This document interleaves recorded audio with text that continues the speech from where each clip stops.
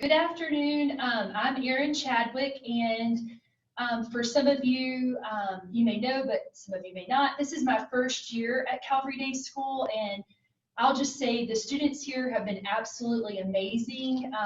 So I have some of them that I've convinced I may or may not owe them a Chick-fil-A sandwich tomorrow.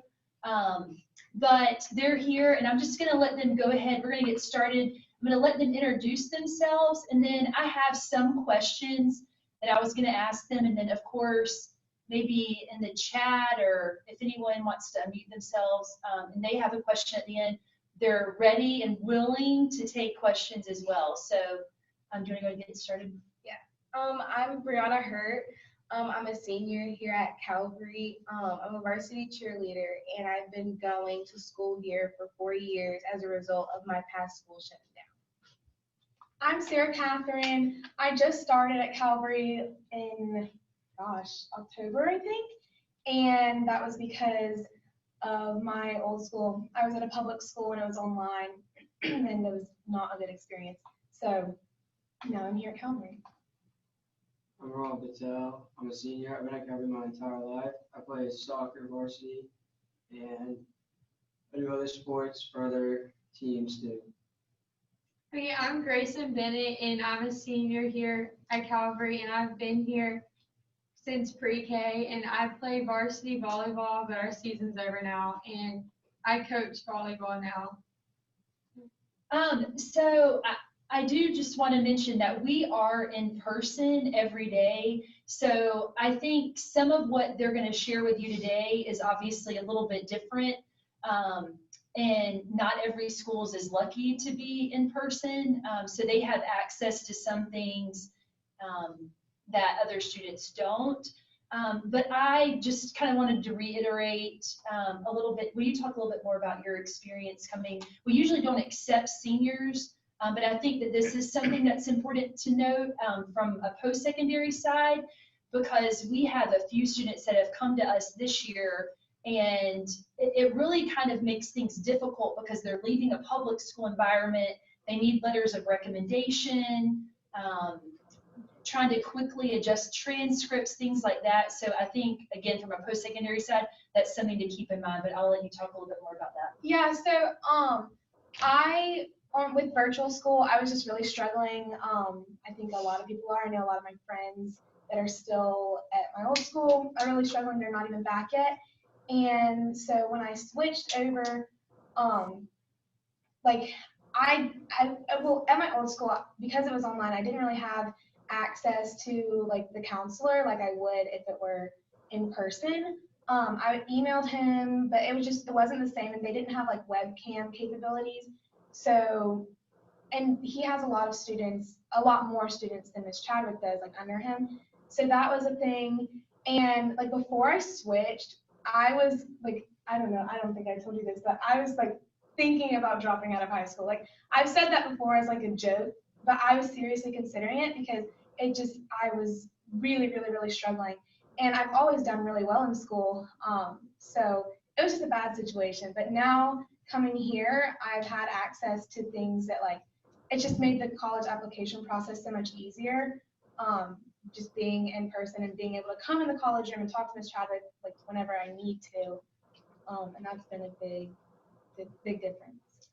And then I think just quickly to give a little more background, Grayson, will you talk a little bit about when COVID happened? Her family has a business, and so will you talk a little bit about that? Yeah, so both of my parents are self-employed, and my mom's a hairstylist, and she actually was forced to close her shop down from around March to almost June, which is a big deal because she makes money for being in person and doing her job, and she wasn't able to do that. And so my dad actually works for a cleaning company, and he cleans hospital facilities. So I had to step up and work almost every single night for 4 hours while I was on the way to places that were hours away, and I had to do my school online in the car, which it was different, but I had to adapt to it and learn what I was able to do. So I think even though we're at a private school, one thing I just wanted to show you is we have a very diverse student population with lots of experiences and backgrounds, just before we started this conversation. So I'm going to start out by asking them some questions. How many of you, by show of hands, receive emails from colleges? Okay. Who would like to share about how many emails you receive a day? I can say that for myself, on average, I probably get around 10 to 15 emails a day from different colleges. Okay. What about you, Rohan? I get about 5 to 10, mostly from like the same colleges. Okay. I think that's one thing that I'm hearing as well is like the amount of emails that they're getting from the same colleges, the repetition. How many of those emails do you open? I told them they can be honest, kindly honest. So out of the emails that you get, how many are you actually opening, or are you clicking on links? Honestly, probably like only like 4 to 5, depending on like what contents like the little preview of the email gives. Okay, so are you looking at the title, the subject line? Yeah. Okay, that's a big thing for them is what's in the subject line. What, not to digress, but what's a subject line that's been catchy for you, or what types of subject lines are you like, I'm gonna open this? I've opened emails from colleges that I haven't even considered. If I see that they're like waiving the application fee, or if something, it talks about streamlining the application process. And because that makes me feel like, oh, well, it wasn't an option, but now it's going to be easy. Not that I wouldn't apply to other schools that are harder, but if I wasn't considering it and they're making it easy, then I'm going to look more into it. But if it's something that's just kind of like, if I'm getting a lot of emails from the same college with kind of the same content, I most likely won't even open them, or I'll open the ones that are from colleges that I have planned to apply to. So out of the 5, 10, 15 emails that you're getting, how many would you say you're opening? Probably like 1 to 3. 1 to Or 3. like mentions like scholarships or like sports, other stuff like that. I'll like maybe look into it. But if it's like just a regular apply now, I'll just like leave it there. Okay, so apply now is a pretty common subject line that you're getting, and maybe not as attractive as others. Okay, all right. How many of you are getting text messages from colleges? Okay, how many of you read the text messages? Okay, will you talk a little? What's going to make you read a text message or react or take action for a text message? Well, usually for me, I can usually tell when it's like a generic like copy and paste text, or like whenever someone is like genuinely like trying to like make it seem like they're like checking on me or checking on my application process, and it makes me feel like I'm not going through it or like worrying about the possible acceptance or denial by myself. It's like I have someone there on my side. Okay, awesome. Anybody else want to add anything to that? Yeah, when it feels like someone's reaching out to you and is genuinely wanting you to ask for help, and you feel like you can ask for their help, it makes it a lot easier to know someone's there that you can just easily text or email and they'll respond as soon as they can. Okay, how many of you, if someone texts you, will you respond to that text? Like, do you feel comfortable doing that? Like, if you don't know the admissions representative, are you like, oh, hey, Sally, let me text you back? Not When it's personable, then I would feel comfortable, and I've even talked on the phone. I've had like a call from a college and just talked on the phone with, I guess, my admissions counselor, and she's been texting me like reminders or just reaching out and letting me know that she's there if I need questions, and that's really appealing. It's kind of annoying when I'll get texts or emails that aren't, I don't know, as personable, but yeah.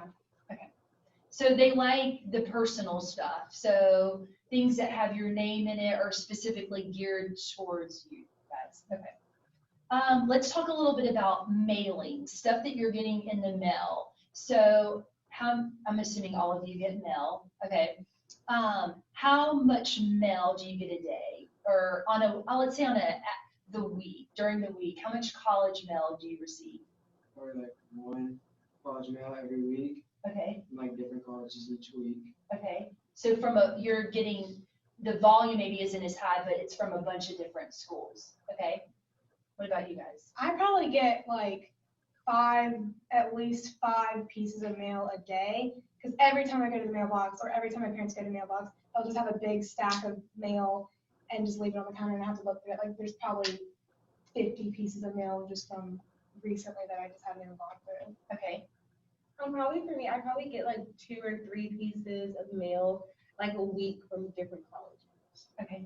I get about like 5 to 10, but about 4 of those each week are the same colleges consistently that their mail doesn't really look appealing, not to be rude, but when it's not appealing or exciting to look at, I tend to just push it to the side and not really read it. Okay, let's talk about that. The word appealing. What is it that is going to make something appealing where you're like, yes, I'm going to read this? Well, I guess that even though like we're going and applying to college to further our education, it makes it seem easier whenever we see like kids our age like getting involved. So like football games or like whatever type of like student life type of events or whatever, like it makes it seem like easier for us to relate to it. What's going to make you open or look at a piece of mail that you get? I'd say I'm less likely to look at if it's like a postcard or something, but if it's like an envelope or like a thick something, then I'll be way more likely to read it. And yeah, but the postcards, or I guess like just a single piece of mail that's just generic, I'm less likely to even look at. Okay. What about you? What's going to make you look at a piece of mail? It does like their mascot and like it's like maybe like based upon their school, they have a little picture there. It's kind of interesting. So there's like a plain old white postcard. Okay, that's fair. Yeah, I would say when it's more like animated and using color and different fonts, talking about student makes it easier. Okay, let's talk a little bit about visits. How many of you were able to do, by show of hands so they can see, how many of you were able to do a college visit on a campus? Okay, so 2 of them have been able to do college campuses. How many of you have done something virtual, like you've logged on virtually, you've done a virtual visit, you've done a virtual visit here in the college room? Okay, all right, perfect. Let's talk a little bit about that part of it. The campus visits, how were your campus visits pre-COVID or during? I went before COVID in I think January of this year, and then I looked at online tour, but I clicked out of it because it just was kind of boring. Yeah, will you talk a little bit more about that? Like when you say you clicked on the virtual tour and it looked boring, tell us about that. Yeah, I don't even remember what school it was for, but that doesn't even matter. I think it was just a campus tour, and well, it was advertised as a campus tour, but it more looked like a Google Maps kind of thing. And which I understand, like I don't know how else you would do it because a lot of people want to see the campus but aren't able to get out and go see it, especially with like the restrictions in place. But I don't know. I don't know if there would be a better way to do it. I feel like a lot of people wouldn't want to just sit there, or if it's like a Zoom, a lot of people probably would just get bored, in my opinion. Was your visit pre or during? Mine was right before. Okay, so no one's been able to do college visits since the pandemic. So I think that that's something, and from a counseling standpoint, I can definitely see where there's questions. So there may be students who don't have a college that's on their list that they're applying to, but perhaps I feel like it might be a good fit, and if I could just get them to go to campus, they would see that. So that's, from a counseling standpoint, I feel like that's definitely, that piece is missing.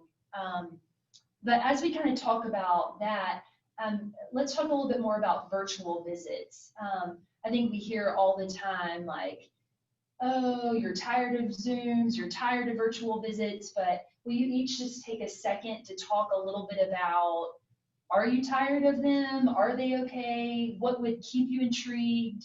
What do you want to hear about as it relates to college? You want to start out to put you on the spot? Yeah. So I know that for me, like I feel like whenever I would like visit a college, I would be looking for like that like oh moment, like whenever I'm supposed to like realize that like this is the school for me. And I feel like I can't really get that through a virtual tour because like I can't like feel like tangible things and like see the students interacting with each other on campus and I can't see any of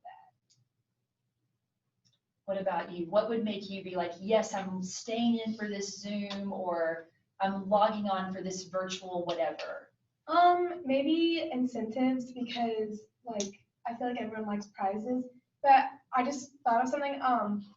One way that I've been able to, I guess, look into colleges other than like virtual visits is okay. This might sound stupid, but I'll always look up like YouTubers that go to that college and try to watch like College Week in My Life or like College Day in My Life. And because I mean, I've always watched those kinds of videos and I feel like a lot of other people do too, or at least people that are similar to me. And so it's really cool to see like a student, like just their day-to-day life at that school. And I don't know, maybe if there's like, I don't know, maybe colleges could like partner with students and like promote, I guess promote that or like do like weekend to life, like just YouTube videos or something like that. So it's not like, oh, there's a meeting at 5 o'clock and I have to go get on Zoom. Like it's something that you can do at any point in time and you can just like not super long, but you can get a feel for like student life because that's a big important thing. I feel like a lot of people know about like college's academics or because everyone's going to college to like get a higher education, but student life is like really important because if that's where you're going to end up, like you'll be living that daily life. I will say this, I'm going to take a turn. From a counselor standpoint, the colleges who have done virtual visits with us that have a student with them, that has been extremely beneficial for me because I'm not able to visit as many campuses this year. But it also has been extremely beneficial for students as well because I hear that students speaking about their current experience and I can start to picture students that I think would be a good fit for that school. So that's just maybe something to consider. Okay, Rohan, what's going to make you watch a virtual visit or log into a Zoom? If the person like that's giving the tour, I guess, is like, I don't know, enthusiastic about it, like really like happy to be there. If it's like somebody that's like, this is what we have, this is what we offer, it kind of gets boring. So like somebody that can make it like interesting in a way, like goes more into depth about their school and what they've done for other kids, and like maybe offer some like insight to like some kids that already graduated, like what they did with their stuff and what do they go on to accomplish. Rohan wants song and dance if he logs into your Zoom. That's what he's saying. No. All right, what about you? I don't know about everyone else, but it's exciting for me when colleges are super involved on social media because that's such a big thing in our time.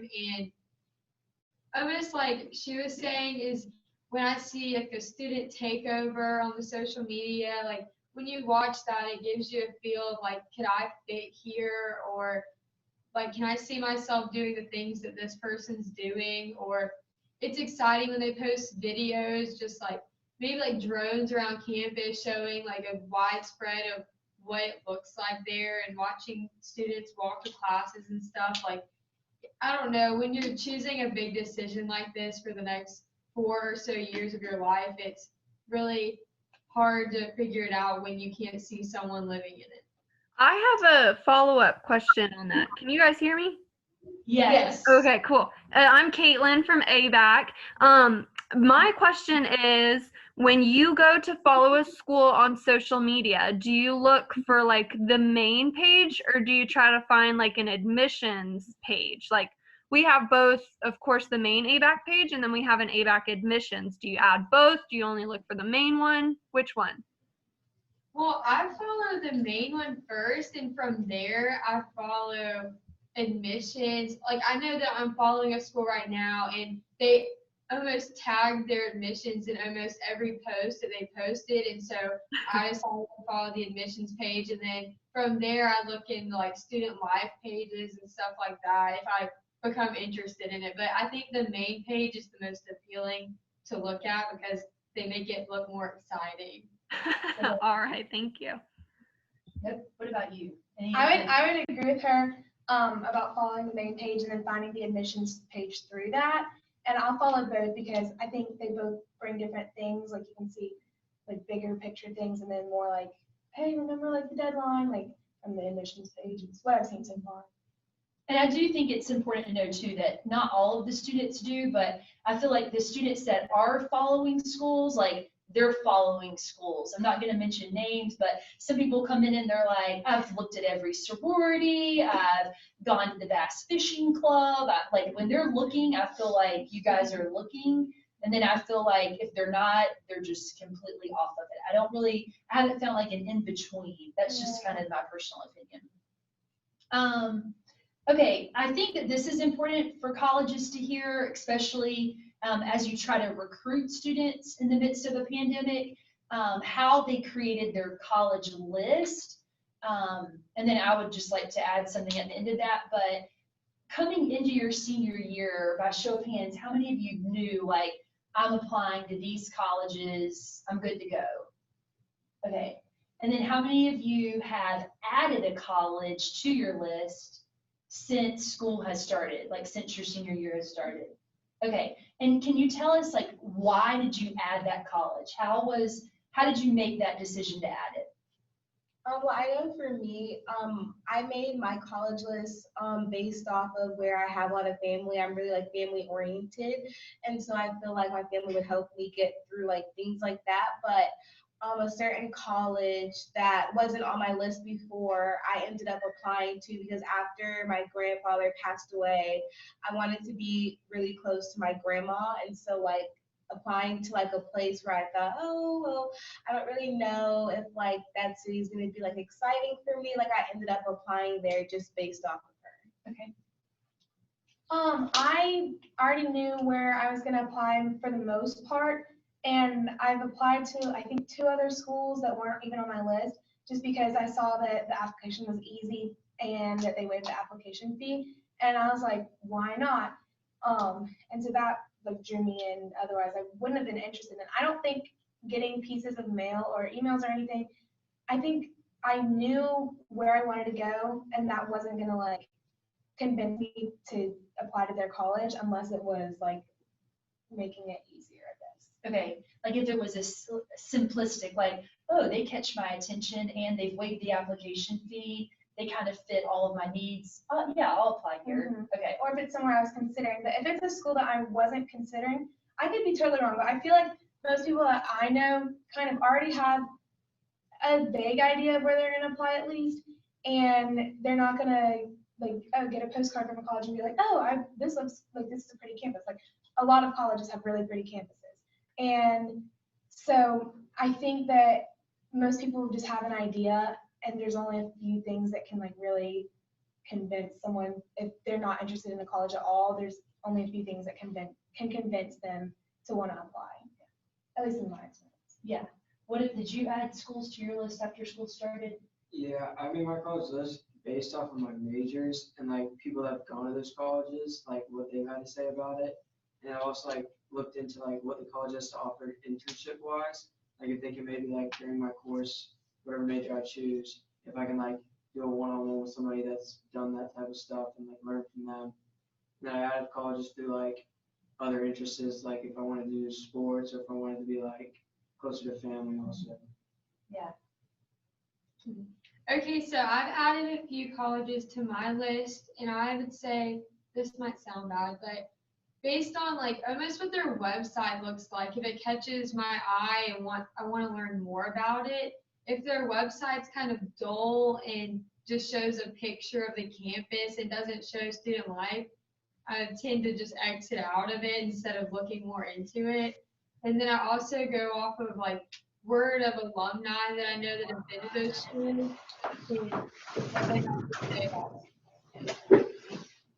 Yeah, and I will say this, even though we're in person, as far as adding, this is my first year, as I mentioned, here at Calvary. Um, so I'm sad to see this class go because they're absolutely amazing. And if any of your colleges are lucky enough to get one or more than one of them, then you're super lucky. But they've been an amazing class, but from a counseling standpoint, and we're in a safe space, I won't say it's been extremely difficult to add. There's just so much going on. And even though, like I said, we are in person, just the day-to-day task and the things that I'm having to do versus years prior have changed significantly. I would say, and I think it's important to mention, like the mental health of our students and the effects of COVID and being out of school and family members that are ill or loss of jobs or just the stresses that I see our students go through. So while obviously I'm still fully committed to the college component of helping our students, it is challenging. And so adding new schools, I will just be very transparent, has been a little more difficult this year than in years past. Whereas I may say to a student, oh, what about these 3 schools? Or, oh my goodness, you have these 3 schools? Well then, did you think about this school? Because you're multitasking and it's a lot more. But anyways, I think that's important to know. Okay, you mentioned something about websites. I'd love to just touch on that and hear y'all's opinion. How many of you have been to a college website? Okay, will you just talk a little bit about that? I think having been on the college side, we are always talking about the design of our websites and redoing, and I just think it's important for them to hear maybe what you like, what you don't like. Oh, I know for myself this year, something that I haven't really been interested like in thinking about college is that I've been really interested in study abroad programs. And so like seeing pictures of like students like on missions or like and like studying abroad in different countries and knowing like what families they're put with or like what courses they're studying over there is like really appealing. I like when the website, well, obviously, but when it's like easy to find things, because I'm usually pretty resourceful and I'll be able to figure things out. But when at college, like I'm trying to find basic information, like the GPA average of the last accepted class and stuff like that. Like I feel like it needs to be really easy to find. And when sometimes there'll be a lot of the same information repeated, and it just gets like all jumbled up when there's a lot of words. And so I think it's really helpful when I go on a college website and find that everything's like there are tabs that are easily laid out so I can easily find anything that I'm looking for. And then contact information. So if I can't find something, I know exactly who to email, who's going to be like the representative or like the admissions representative that I need to talk to. And I think that's just really important. All right, Rob, what do you like about websites? I like when it's like not overly complicated, where they just have a bunch of stuff on the screen that they're just trying to like throw out there at you that's like kind of useless in a way. Like when it's like kept simple and easy to read and like you can go through what you want to find. And also like when they have like, say maybe like student life pictures like they've said, or like sport pictures or just stuff about the school in general. So it's like some colleges just have a bunch of random stuff that maybe might not interest you and might like make you want to click off. Yeah, I would just say the same, but where it's easy to get to things instead of having to go back and re-look for it. And also, like she said, when you know the email to ask questions, it makes it a lot more helpful. Like most of them have them at the bottom. It's like if you need help, then email this email right here. And when it's pointing out who to ask, it makes it a lot easier and exciting to look into the school. Yes. I think one thing that's important for you to hear, we were having a conversation prior to the Zoom starting, and I guess we were talking about emails, and I know we've already talked about that, but we didn't mention this, and I just think that I thought this was interesting. The emails that you liked that you've received, you guys were talking a little bit about that, like the Thanksgiving email. Okay. Well, this is also, some people might not agree, But it really caught my attention when some colleges sent me like Happy Thanksgiving or stuff like that, because it was like, oh, they took the time out of whatever they were doing to send this to all the students that were looking into the school or just random people. But I had like 4 colleges email me with a Thanksgiving, like, we're thankful for you. And I thought that was super cool to read. And then who said something about the birthday? Oh yeah. So I recently had a birthday last week, and like all the colleges that I chose to apply to like emailed me happy birthday. You know, this like a big like age with me turning 18 and everything, and so yeah.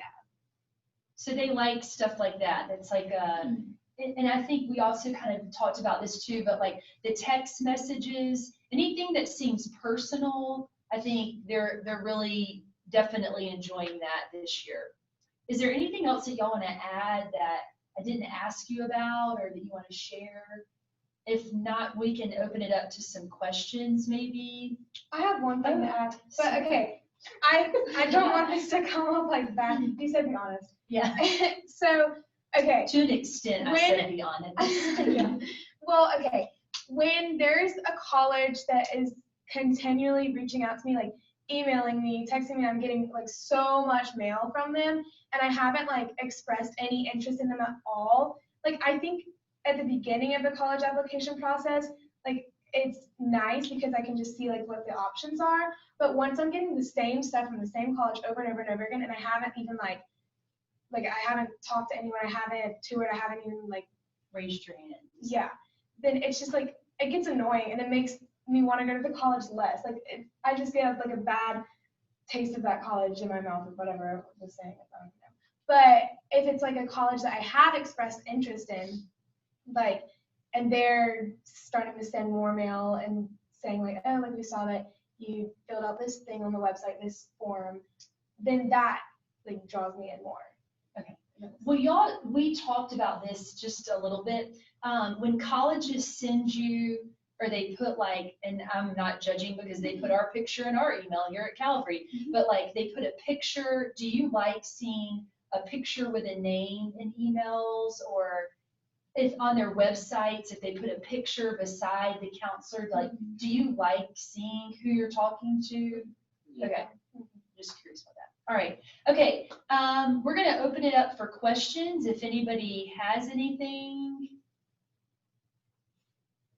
We did such a great job. I had a question. Oh, yes. Guys, I'm Shara Lynch. I'm one of the admissions counselors here at Columbus State University.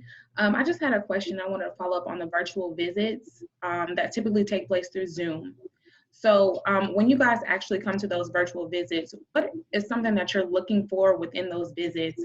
And also, what is something that makes you actually want to join and participate in that Zoom virtual information session? For me, I like attending whenever like scholarship opportunities are talked about. So like it seems like it's affordable, and yeah. When there's incentives to go, like I think I said earlier, like prizes or something, it sounds, I guess, cheesy, but like I would definitely be more interested. I mean, this is prizes, right? Yeah, but I feel like it's exciting to talk to someone who's experienced a lot on campus, not just a student, but who's involved in maybe sororities or maybe just different organizations or sports or different stuff, because you really get a feel instead of just the student's shoes. Because I can speak for myself, but most of the people at this school are very involved in other things other than just going to class. They like to really join different groups. So it's exciting to talk to someone who's involved in more than just school. For me, if I like join a Zoom call, I would also like a student there, like participates in classes, so he can tell you what his like everyday life is too, so you get to know how it feels to be at that school. Because I feel like that's also a good thing to learn. Great question. Does that help? Thank you. Definitely. Hi guys, my name is Bailey Brado. I also work at Columbus State with Shira. I just had a follow-up question with that. Do you guys prefer to do like a group call where anybody can join in, or do you like to do one-on-ones where you individually schedule that Zoom meeting with your admissions counselor or somebody from the college? That's a good question. By show of hands, how many of you would prefer a group? Like if you could get to log in and see students from other schools, maybe like it was like log in at 5 o'clock. Would you be willing to do that? Oh, I would do a bit of both, because then you can just like see what kind of kids are coming to the colleges, but also like sometimes you have a question and you might not be able to ask it. And in a one-on-one meeting, you might be able to ask like, what does your school offer and all this other stuff. so your preference would be, if you had to pick one over the other, you would pick, I want to do one-on-one. Okay. Just like the counselor can like hear like the things that are important to me, so they can like, you know, better like advertise the school and how it would fit into my life if I chose to go there. Okay, for a lot of students, if there's like questions, like it might not even apply to me, and I don't want to, like, I'm not that busy, but I don't want to just sit and waste time if there's information that just doesn't even apply to me, or if I'm not getting information that I might want. Perfect. All right, so follow up to those questions then. So would you prefer, you guys said you would prefer the one-on-one, but how about like during the school day, like if you did it during homeroom or during class or something like that, and we had a class session with you and your specific peers? Now we have done that. That's kind of how we have facilitated all of our virtual visits this year. And I think they actually like it. Like they'll come in and it's set up just like this and they all sit right here. So it's more like an actual school visit, but it's just facilitated virtually. So Right. we've definitely done that. So yeah. Do you guys like that? Yes. You can be honest. I think I'll just tell you so we're on SCORE and that's how we set up our visits. So students obviously go on and click, and because we are in person, we are accepting in-person visits. They're allowing us to do that. So initially when you go into SCORE, you don't see the virtual part. I have to go back in and add it. And so students will come in and they think like, oh, where's the rep? And I'm like, oh, it's going to be virtual. And they're like, oh, like, I think they're kind of longing for someone other than me to like be here facilitating stuff. So I would say from a counseling standpoint, you can see like oh, I'm kind of disappointed by that. But overall, I think it's worked out well because I think they're all familiar with one another and I know them well enough to kind of help guide conversations or say at the beginning of the conversation, hey, of these students here, all of them have already applied, or to help kind of drive the conversation or make it a little more applicable to them. Thank you. How do you guys feel about virtual information sessions or visits after school hours, like in the evening, somewhere between 5 to 7? Are you guys more likely to join those meetings or less likely? I'm less likely because I usually will have stuff going on, and even if I don't have anything going on, I can find something that I would rather do. That sounds so bad, but I'm just being honest. And yeah. I think Grayson said this, and I'll let them interject if y'all have anything different, but a majority of our students or student athletes are involved in an after-school organization. So I've seen that just in regards to me planning programming. But then also, I would say a large majority of our senior class and even a lot of our junior class, they work or they have to care for a sibling. And so I think that that's also kind of a roadblock I've seen as well for them. Do y'all have anything else you want to add to that? Yeah, I feel like during the day, if I'm at school, it's easy to just say, hey, I have a meeting. Can I just go sit in another room and stay on that? And most of our teachers are very understanding because we're in the middle of a pandemic and there's not much that you can do. You can't tell a kid no if they want to learn more about a college, really. So I mean, I feel like it's easier to do it during the day because everybody can access it easier instead of being in the car at like 4:30 and be like, oh no, I have 30 minutes to get there at 5 o'clock or somewhere with Wi-Fi. But our school gives us access to Wi-Fi, so it makes it easier.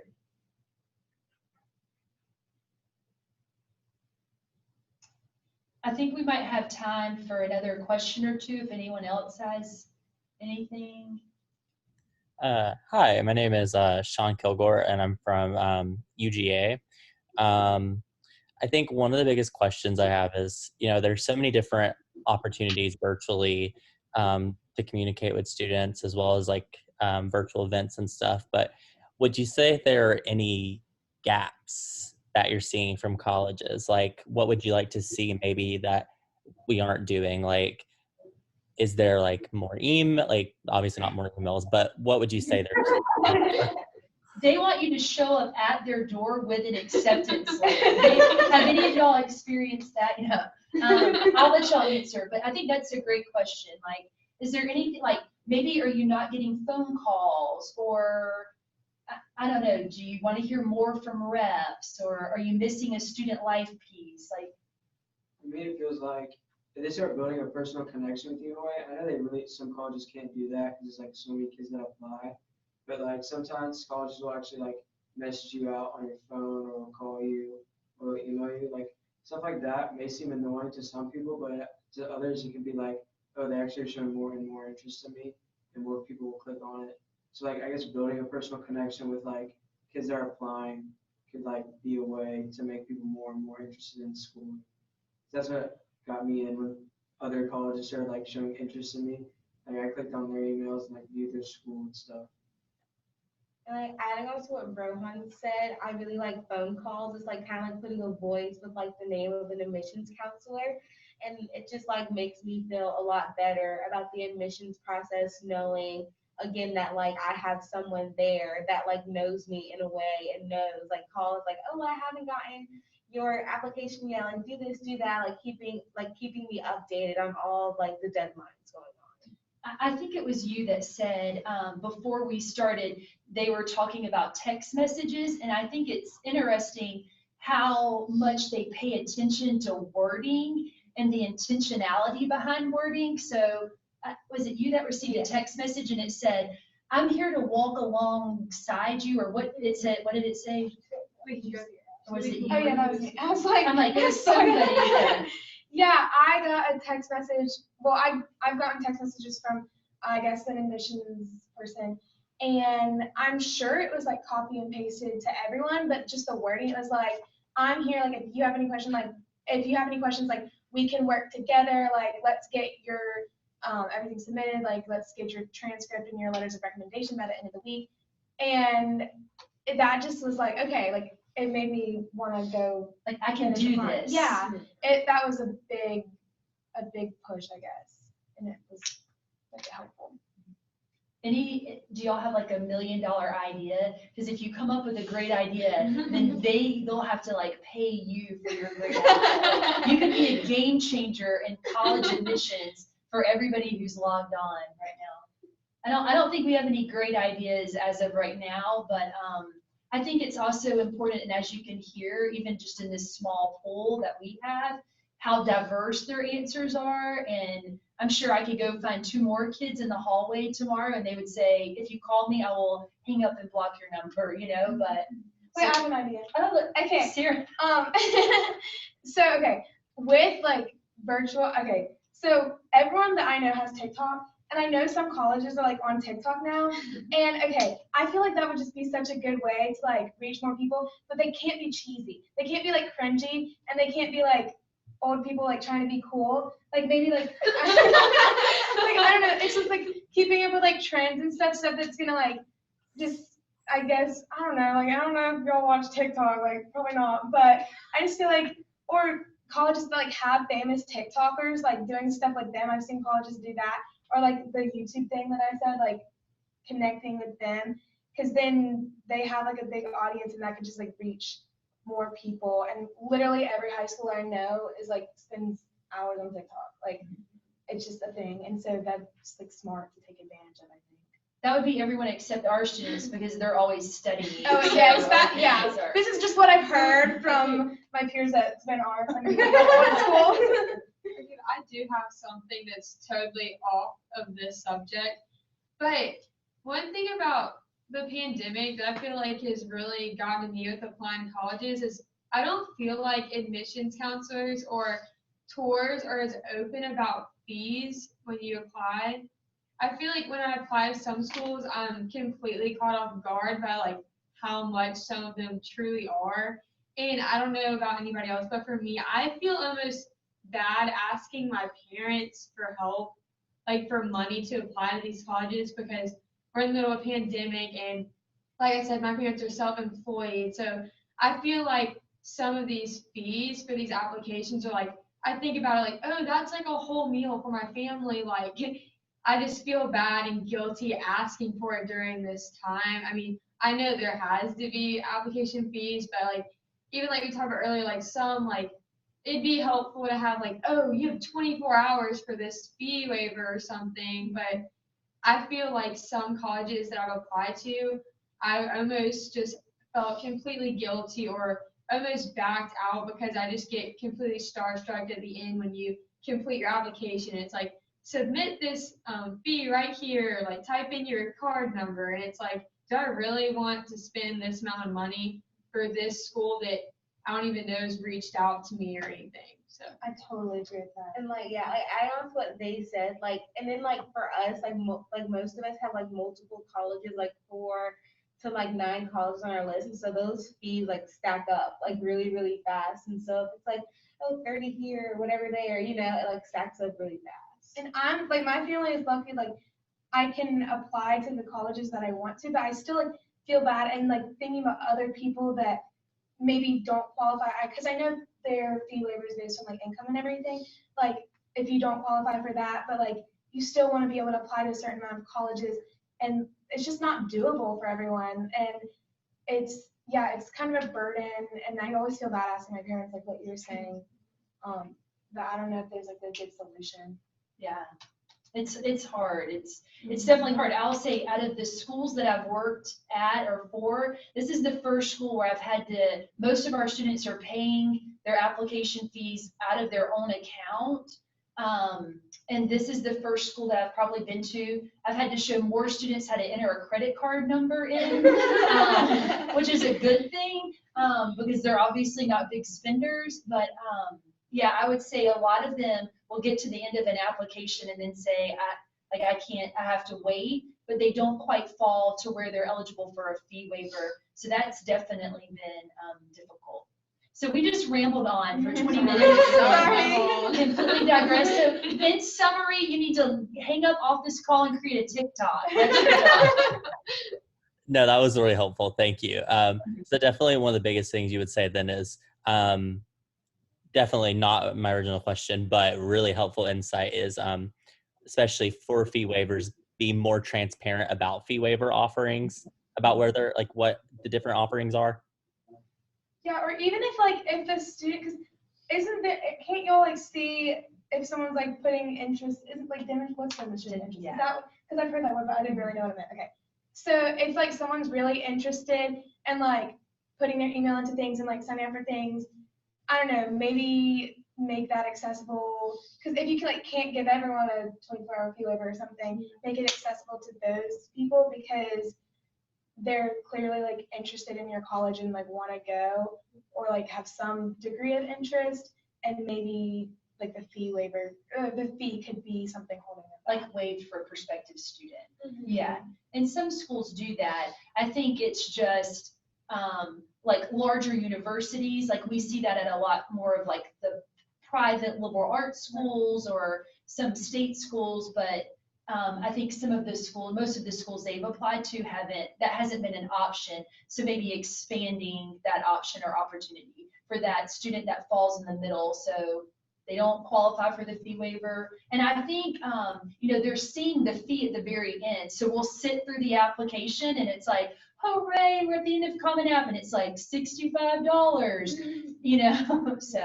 yeah, but I think definitely to be more transparent with the fee because it is a real thing. And I feel like it's kind of pushed to the side until you finish the application and it gets thrown in your face.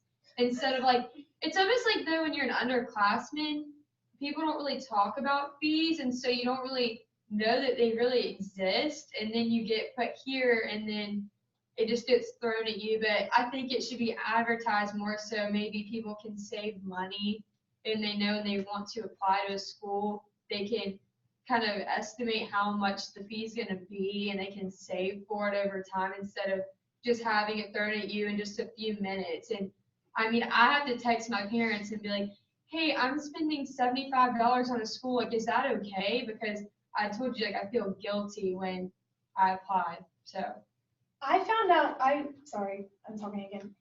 But I got an email the other day from a college that said that they were having their fee waived that day. And I was like, are you kidding? Like, I've already applied, like, I've already paid this money. That's, like, it didn't seem fair.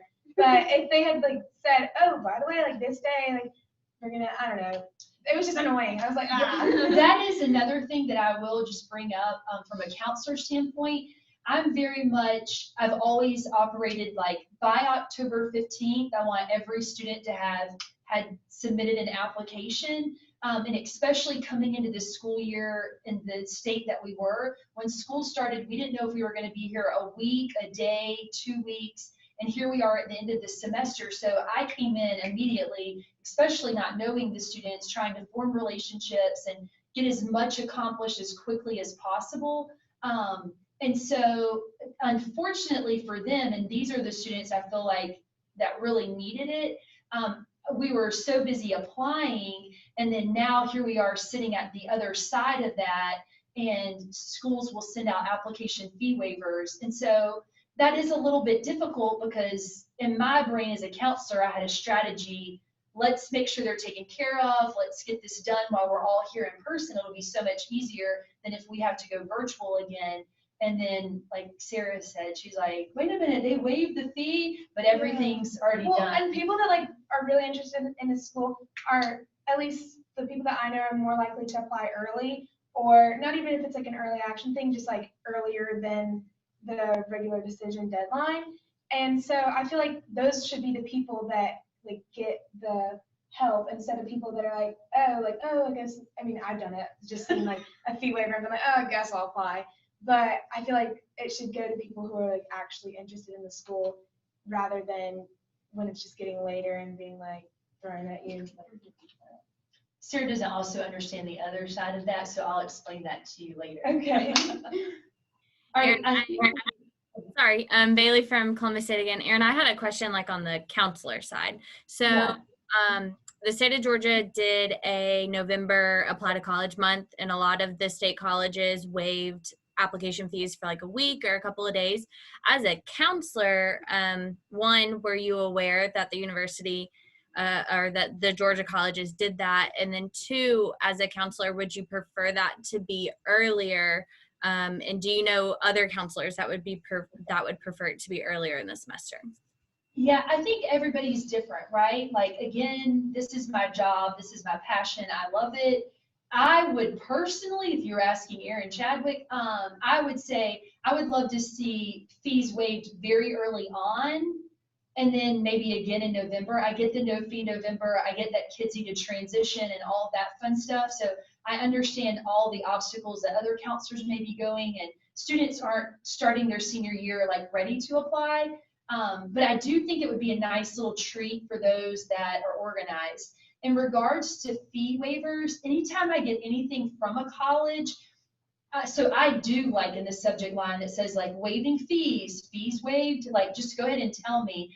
And then again, I mentioned we utilize SCORE. So I literally will go through, and any student who's following that college or who is applying to that college who has not completed the application, I'll immediately send them an email and say, like, here's the code, you're applying to this school, they're waiving the fee, get this done today. And then I try to send out an email blast, like I'll collect a few of them and then send them out. But again, I would appreciate seeing fees waived early on, that would be helpful for our students. And then, but I get why you do it in November too, so. And I do think maybe too, also some transparency, like tell me in a newsletter or tell me in an email in August or July, hey, our application fee is $65, but we're gonna waive our fee in November. So then at least for the students that I know, okay, the application could be sitting on go, and if unfortunately that means we have to wait until November, then we'll wait until November. But sometimes it's like a surprise, like, and then I'm like scrambling, I'm like, they waived their fee, like everybody apply, you know, so yeah. All right, I think we're probably running out of time. Maybe Taylor, if we have one more question, I'm gonna owe them Chick-fil-A and French fries, so. Anybody else? Caroline's excited about that. Okay. Yeah, well, I think that is it. So if all the people on the admissions and college side could give these students a round of applause, unmute yourselves and clap for them.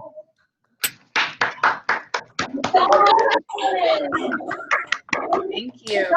And Thanksgiving cards and. Oh, Yes, just you will all be getting stuff in the mail from us. So These All are right. great. you guys have been awesome, and we thank everyone for attending and supporting GACRAO, and we thank Erin and her students for doing this for us. So have a great day, y'all.